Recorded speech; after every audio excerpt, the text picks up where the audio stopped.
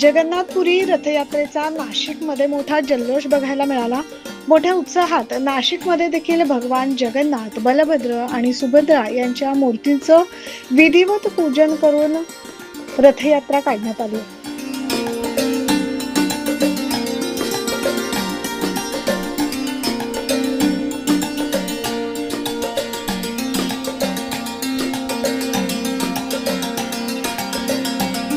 आपण बघू शकता तब्बल 35 फूट उंच हा रथ साकारण्यात आलाय आणि युवराज जयसिंग भोसले यांच्या हस्ते या यात्रेचा शुभारंभ करण्यात आलाय। आरती संपन्न झाली।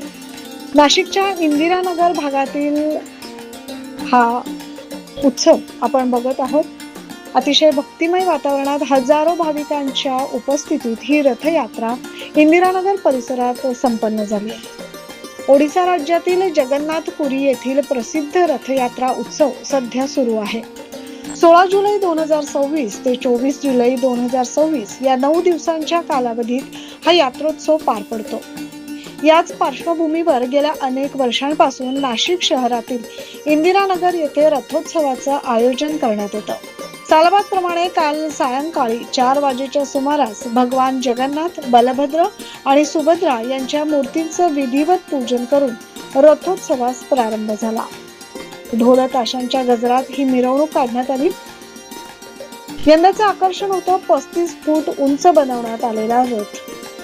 नाशिक सांस्कृतिक आणि सामाजिक संस्थेच्या वतीनं परिसरात भगवान जगन्नाथ रथयात्रा पार पडली।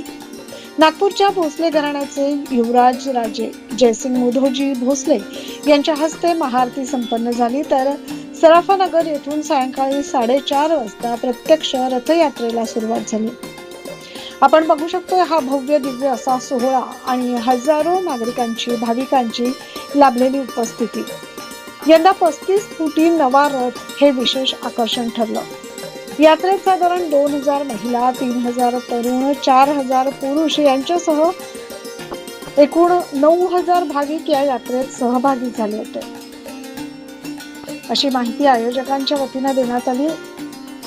जय जगन्नाथ। कलिंग सांस्कृतिक समाज की तरफ से बनाया जा रहे रथ यात्रा, ये हमारा सभी नासिकवास के लिए सौभाग्य की बात है और हम सभी को शुक्रगुजार है जो भी हमारा मुख्य अतिथि का रूप से आए और उतना वक्त निकाले। पुलिस डिपार्टमेंट और हमारा राजा जी भोसले, सभी को मेरा बहुत बहुत धन्यवाद। कलिंग सांस्कृतिक समाज से नीलांचल निवासाय नित्याय परमात्माय बलभद्र सुभद्राय जगन्नाथाय नमः नमः। जगन्नाथ स्वामी नयनाभिरामी भव तमें आए हुए सभी जगन्नाथ भक्तजनों का मैं तहे दिल से स्वागत करता हूँ। भगवान जगन्नाथ जी अपना मूल स्वरूप लेके भगवान आज निकल रहे हैं, अपना रथ यात्रा कर रहे हैं। जैसे भगवान हम सब की डोरी 365 दिन हाथ में रखते हैं, आज का दिन उन्होंने हमें दिया है उनकी डोरी हमारे हाथ में रखने के लिए, तो ये बड़ी गर्व की बात है। हम सभी आए हुए जगन्नाथ के भक्तजनों को मैं तहे दिल से हार्दिक स्वागत और अभिनंदन करता हूँ। जय जगन्नाथ। त्यांच्या वतीने जगन्नाथ रथ यात्रेचं हे सलग 10वं वर्ष आहे।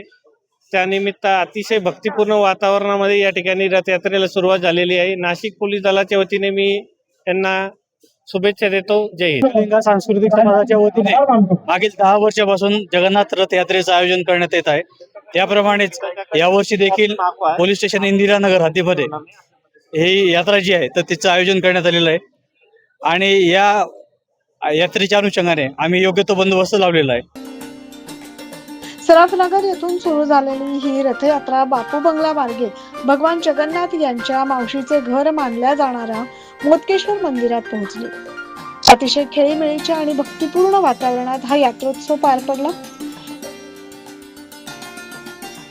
9 न्यूज महाराष्ट्रासाठी प्रतिनिधी योगेश महाजन, नाशिक।